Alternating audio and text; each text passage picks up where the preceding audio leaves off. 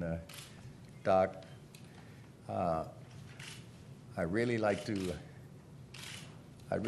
thank you both, the Chicago White Sox and the Chicago Museum. Didn't get a chance to do that while being here those years ago, but I do get a chance to do it now. And I do say that with all sincerity and from my heart. I'd like to thank you both, as I say, the museum and the White Sox and the entire Chicago city and metropolitan area. This is a great humbling time for me. No, I don't really know how to express trying to take all the accolades and credit for 72, because without those fellas, there is no me, and I like to think without no me, there wouldn't have been the 72 Sox. Stemming back to Chuck Tanner, I do say he opened up things. Like you said, he was a man of no fear. He wasn't afraid to try different things. I know we talked at home. He's from my home originally, Newcastle. I'm from Wampum, both the same county. Knew me as I was a kid, when I was a kid. He was then a fellow that wasn't afraid to try. I got him to bring the infill in early in the ball games. If that leadoff hitter led off with a triple, we come in at halfway at second and short. No, I don't want to start a big inning. But we try to push that hitter out of there with a pitch, letters, and take a shot at him down there. And by the infield being drawn in halfway, we cut off that leading run there. We want to get on the scoreboard first. We cut that leading run off at home. I think we won like 5 games as such. Well, the interesting thing about the team of 72, here we're 17 years old at second base, 18 at short. Brian Downing was over at third at 18. Before coming here, I was wondering myself as we were having breakfast this morning with my good friends here.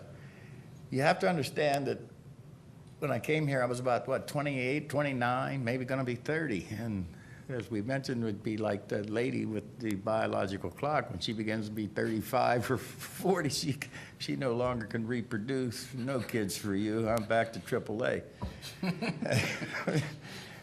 Well, when I got to Florida, I took a look from center field, and I looked, golly, second base, shortstop.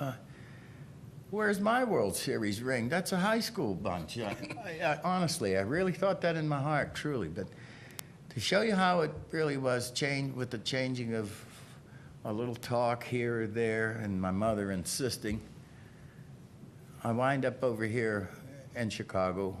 Matter of fact, met the club. Chuck held the bus up, met him right out here front. We went to Kansas City and opened up. No spring training, no nothing. It's kind of phenomenal. You said there a home run off of Dick Drago that put us ahead. Now I do remember, and we lost it late. And again the next day. And the following. Came home and we lost 3 more. And I recall lefty coming in there after we lost the 6th one in a row. Now don't forget, you have to bear with me, I'm not used to losing. And used to it, but we don't have to like it. I can still recall him coming in that clubhouse when that ball game was over after the 6th one, which we gave away. That's okay, gang, we'll get them, we'll get them. And me and my big mouth, again, I can remember yelling, not that damn way, we won't. And finally, it was in my office, yeah, I'm coming in. I want to talk with you too. I want to pack my bags and go home. This is going to be a long way. Where am I going to get a World Series ring? St. Louis, L.A. You see, traded 3 times in a row. After they clean house, all kids. So I know it's going to be a long process. It's got to be taught. And after giving those ball games away, come into my office, and we we spoke right then. He asked me, well, would you handle this on the field? Nope. Well, we'll do it together.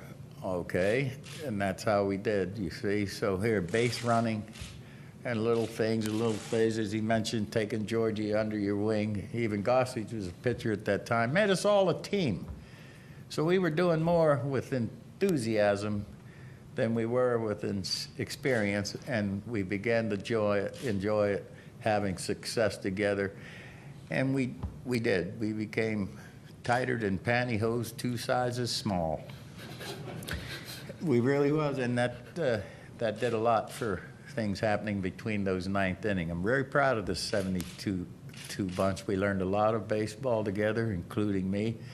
A lot of it I've forgotten, or I just didn't know too much about it then. But the most thing I'm really proud of is the way our Sox play the game right now. That 72 bunch set, we kind of set a precedent of how it's played. I don't know whether I haven't seen too many games, how well we play it right now. We were offensively minded back then and very aggressive. And then out come Gossage and Forrester. I recall he was a kid, what, 18 or 19? 19, forgot. Gossage maybe 19, had no breaking ball. And have him sit right there explaining little things about here, seeing it from a hitter's standpoint of view and a pitcher's standpoint of view. And I remember telling him one time that when a hitter's in trouble, that pitcher got to throw right at his hands. Oh, no, I'll hit somebody, huh? C'est la vie. Well, that ball, we were trying to get him there with his fastball. He thought he'd hit somebody because he threw hard. So if they get hit, they just get hit. But he learned to pitch inside, which they know what he does in the American League. No, those guys, I'm not kidding you. We had so much fun in that clubhouse. Melton was, he was big part of the glue that we had with Pat Kelly, God rest his soul. He made us go. He was our leadoff hitter and made us go. And of course, 2 strikes. Carlos May was very tough to strike out. I knew PK had a pretty good game, stole a couple bases for us, and I think he finally got there to second base, won a close one for us. And during the time, you guys have to remember, during our time, we came around that things around the game was changing. We only got maybe game of the week. That's when we looked terrible. Chuck wanted to get thrown out. That's the only reason. Well, we're on a game once a week, and that's he wanted to get thrown out of the ball game, and that's 1 minute of notoriety, I guess. But the thing that ticked me off, we played like a high school team then. We couldn't catch the ball. We throw. We were just disarranged. But as you guys remember, Tony Kubek on Saturday, and Joe Garagiola. You saw it once a week. Games were on the radio. But I don't know if we'll see baseball like that ever again. From Jackie Robinson's time, 47, to maybe, possibly 75, with all the changes and things that came in the game. You get baseball on TV every day with all the replays and the game, the outstanding plays. We had the very same thing there in 72. Melton would keep us loose in the clubhouse. Pat Kelly, during that change, as a chain boy, the big afros and the long sideburns. Pat Kelly wanted an afro way out to, but he couldn't. His was about like so. And all Melton would have to do, he'd stand in front of his locker and he'd look over it. When he'd catch PK's attention, Melton had the beautiful locks. He would go, and Pat Kelly would go, he'd go off, all right, you Melton, you and my fro. It was kind of funny. So when he would lighten up, then he'd get Muser started at Pat Kelly. Chuck, get that calmed down laughter, and the lockers are like so. That was myself, Pat Kelly, Carlos May. Hey, Mose, let me use your pro call. Oh, well, you going to start that same thing too, PK. See, and I kept things in that clubhouse where it was fun, and we had that same fun on that field. So Mal was a big piece of the glue around there, but shame we lost him. What was it, a sciatic nerve? Sciatic nerve. But golly, we had our chance. We had our chance right there. He could swing the bat for us, and pretty good third baseman. Did break my leg, but he pretty good third baseman. But here, I'm rambling again, guys. Is there another question? I know you've been away from the game for a while. Mike May with the Sports TV Network. I know you've been away from the game for a while, but do you have that desire to come back in some capacity as a coach? Well, the batting practice, again, goes back to practice makes perfect, and the right kind of practice makes perfect. I used to hit at 6 o'clock every morning, always, every morning. In spring, all through spring training, do my running and do my bunting, hitting at 6 o'clock. Nobody's around. You could keep your mind in that little box without all the camaraderie and the laughing and everybody trying to talk at once. 40 minutes or so, 50 minutes, you've already got your work in. It's concentrated, like I say, in that little box. And if you go through spring training in February, March, April, if you don't have it ironed out by then, May, June, July, it's too late. And when we took BP, I never took it like they did here, just swinging and swinging and swinging. I took it, as Paul and I were talking, game situation. 2 bunts, runner at first, ball to the right side. Hit and run, ball hit behind him. Second base, nobody out. And then I'd air out the last 2 pitches. Go ahead, hit that shit squarely. And whether that's my little practicing things, that's why the BP, and we'd hit on the road, not at home. And that's because, you know, they get the field first, we get the field first, back and forth to our advantage. But just to keep it tight, reason for that being, even to this very day, in conclusion, as you asked, very good question, time runs everything because of TV and all, you see, and it presses the game where you really can't work on your thing. They throw BP from 40 foot 6 inches. Well, I wouldn't swing at it. I don't care who it was. They're throwing it from right there, 40 feet. Well, geez, I want to take BP from 60 feet 6 inches, the very same place I'm going to see that pitch from the game. You're only swinging at 40 feet, 60 feet 6 inches as it is. You get a chance to work on some things, turn the ball the other way. We're only swinging. The other about the home run, I guess that picture there speaks for itself. Doggone it, I missed him. Didn't answer to the home run that almost hit Harry.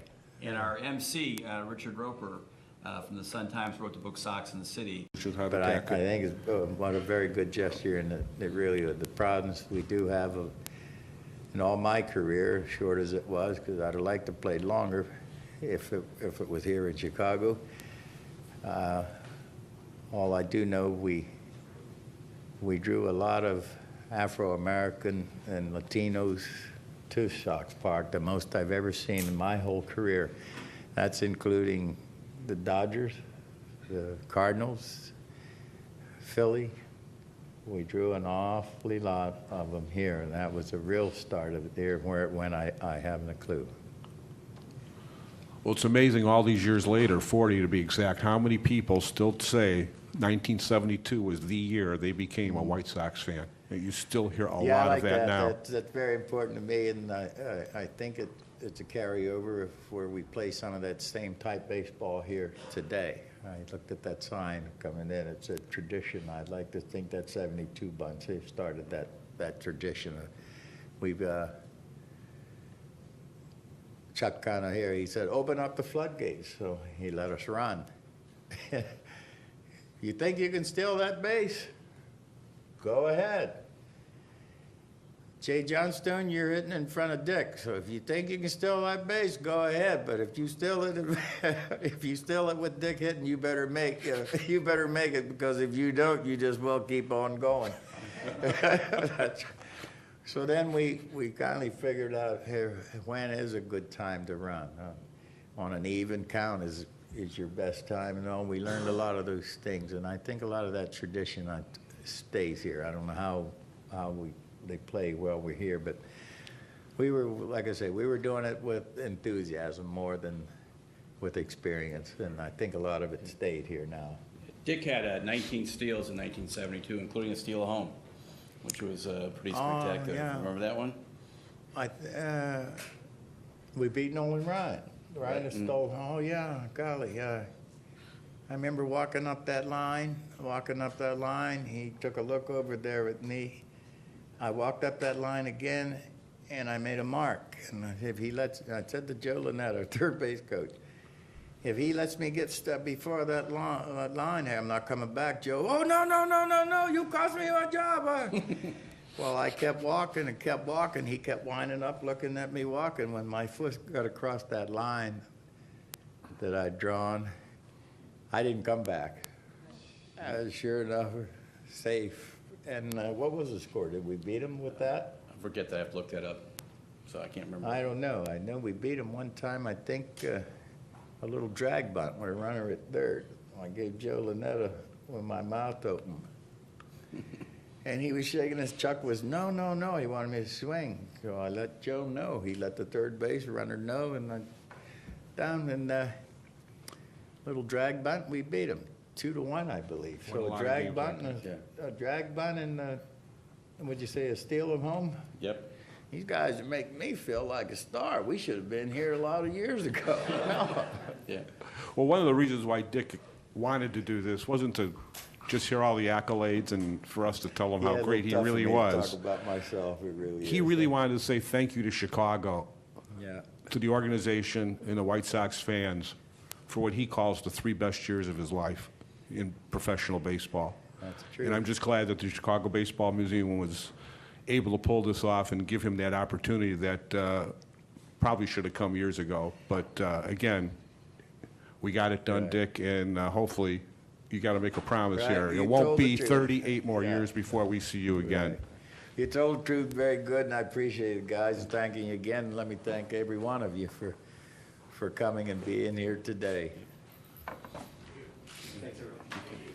Thank you. Just Oh, yeah. guys, this is a game-worn jersey by Mr. Allen sitting in the middle finger.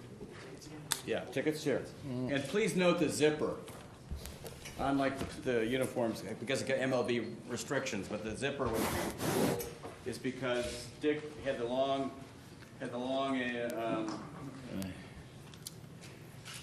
sweatshirt, and he used to have that zipper down like this, and he had that classic That look. is the old game worn, huh? Where's can see it's fully tagged on the left side, bottom left. the airwick? That's the game worn? Game worn. Where's the airwick? The air spray. I smell it. Oh, I didn't hear you. Okay. Game worn, I smell it. Yep, how you like it? We'll start right here. Opening bid. Unfortunately, it's not We'll ours, start at the at bid least not with yet. 300.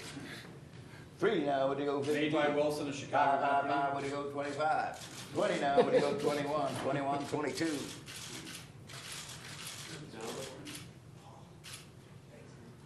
Where'd you come up with that? We come up with some stuff, you know, when you're in the museum business, you gotta hide stuff. 72, set 1. Yeah. How about Harry here is zombie Jeff Smith again.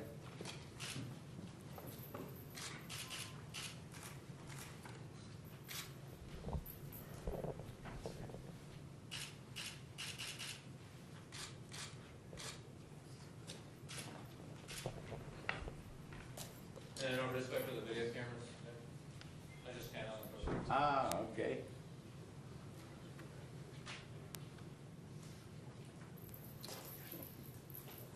Oh, I think I did. I've seen him somewhere before. Hey, you, my man with the ball head, you're not running, are you? I know you. Where's your camera? That's what you did for years, huh? Thank you. All right.